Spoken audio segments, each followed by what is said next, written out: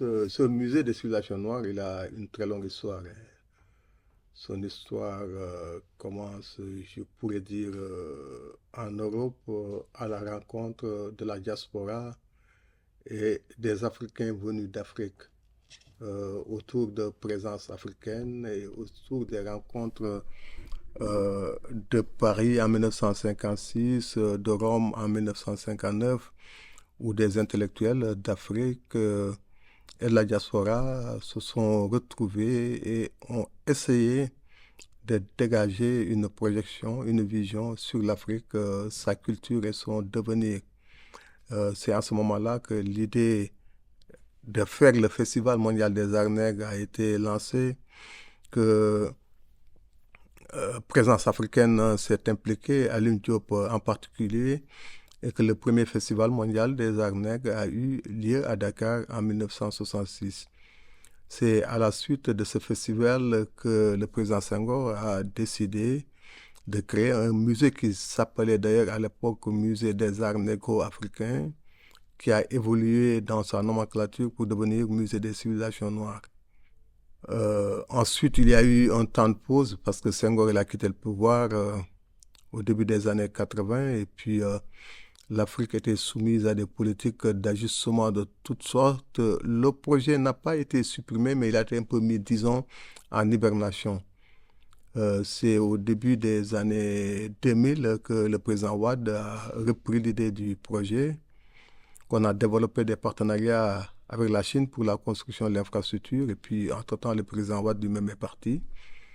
Et on a eu la chance que le président qui a suivi, Macky Sall, ait accepté de continuer le projet.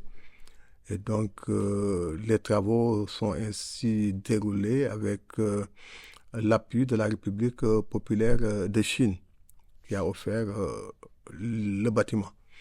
Maintenant, dans cette offre de bâtiment, il y a eu quand même une collaboration depuis le début parce que la conception architecturale, elle est de nous. Elle est inspirée de la Casa Impluvium de Basse-Casamance et du Grand Zimbabwe. C'est pourquoi ce bâtiment est circulaire. C'est pourquoi aussi que quand on est dans ce bâtiment, en tout cas dans les espaces de travail, on peut se permettre d'éteindre toutes les lumières artificielles et de travailler exclusivement avec la lumière du jour. On en fera l'expérience tout à l'heure. Comme c'est un musée qui a une vocation mondiale, c'est les civilisations noires, et que de toute façon l'Afrique c'est le berceau de l'humanité, et que notre devise c'est la construction continue de l'humanité, on s'est dit que pour réaliser ce musée, il faut avoir une base large. Et on a organisé en juillet 2016 une conférence internationale de préfiguration dont vous trouverez les actes sur notre site. Et cette conférence a essayé de définir l'ADN du musée.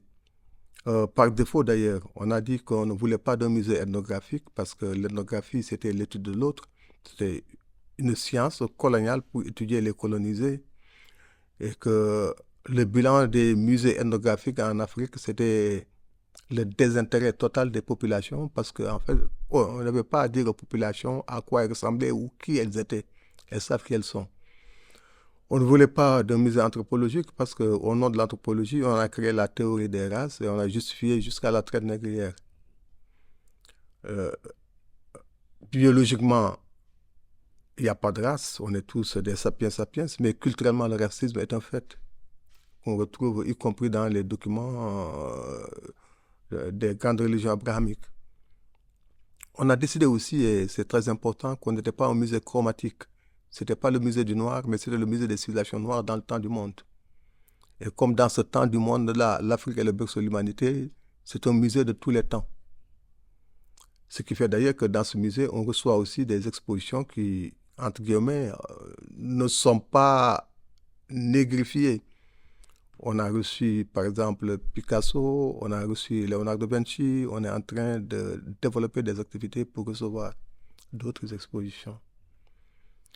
Et enfin, c'est le principe le plus important, on a un musée d'insubordination. L'insubordination ici, ce n'est pas la révolte, c'est simplement une histoire de dire que nous ne voulons faire comme personne.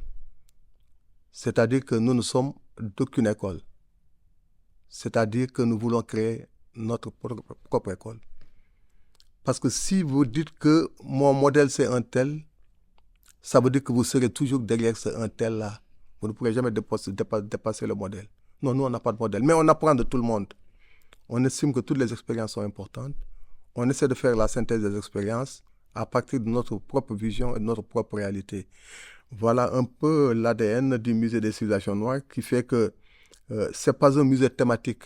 Nous partons du berceau de l'humanité à la production contemporaine. Bien évidemment, on peut se tromper, on peut faire des bêtises et tout ça, mais ce n'est pas grave, c'est dans l'expérimentation.